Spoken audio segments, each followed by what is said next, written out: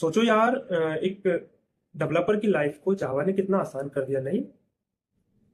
पहले जब जावा नहीं थी तो आपका जो पूरा सॉफ्टवेयर लिखा जाता था पूरा सी और सी प्लस प्लस लैंग्वेज में लिखा जाता था। और ये लैंग्वेज मशीन इंडिपेंडेंट थी नहीं, प्लेटफॉर्म इंडिपेंडेंट थी नहीं। एक मशीन पे एक मशीन पे एक पर्टिकुलर ओएस पे, चाहे लिनक्स हो, मैक हो या विंडोज हो, प्रोग्रामर ने और डेवलपर ने एक कोड लिखा, एक सॉफ्टवेयर लिखा और उस पर वो टेस्ट कर लिया, उस पर्टिकुलर मशीन पे कंपाइल किया, टेस्ट किया और वो चल रहा है। बट अब उसको यही सेम कोड दूसरी मशीन पे चलाना है, दूसरे ओएस पे चलाना है, तो अब उसको उस दूसरी मशीन पे उसको पहले कंपाइल करना पड़ेगा।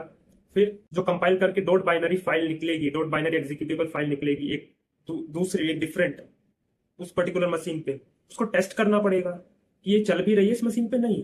कोड तो बहुत सारा कोड ऐसा होता था जो प्लेटफॉर्म टू प्लेटफॉर्म वेरी करता था। जैसे हो सकता है एक ही सेम काम को एक पर्टिकुलर ओएस दूसरे तरीके से हैंडल करता है और दूसरा दूसरे तरीके से हैंडल करता है, तो इनके सिंटेक्स अलग अलग हो सकते थे, इनकी एपीआईज अलग अलग बिहेव कर सकती थी, तो हो सकता है वो ना चले और चलती भी नहीं थी, इसलिए एक सब प्रॉब्लम थी।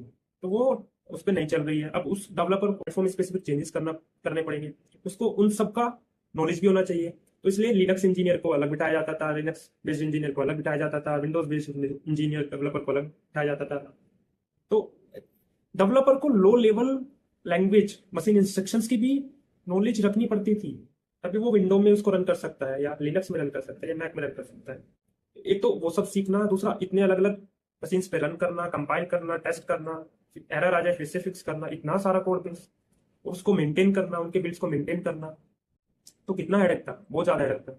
इसीलिए जावा ने क्या किया, जावा ने कहा तुम्हें अलग अलग मशीन पे कंपाइल करने की जरूरत नहीं है, एक बार कंपाइल करो, राइट वंस रन एनीवेयर, और जेवीएम का यूज करके उस कंपाइल्ड कोड को आप किसी भी पर्टिकुलर मशीन पे उसको एग्जीक्यूट करा सकते हो, मीन्स वो रन हो सकती है।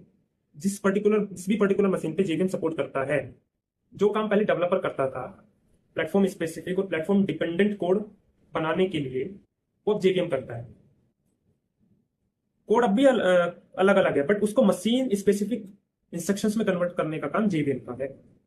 तो इसीलिए बोला जाता है राइट वंस रन एनीवेयर। तो जावा को पोर्टेबल लैंग्वेज इसीलिए बोलते हैं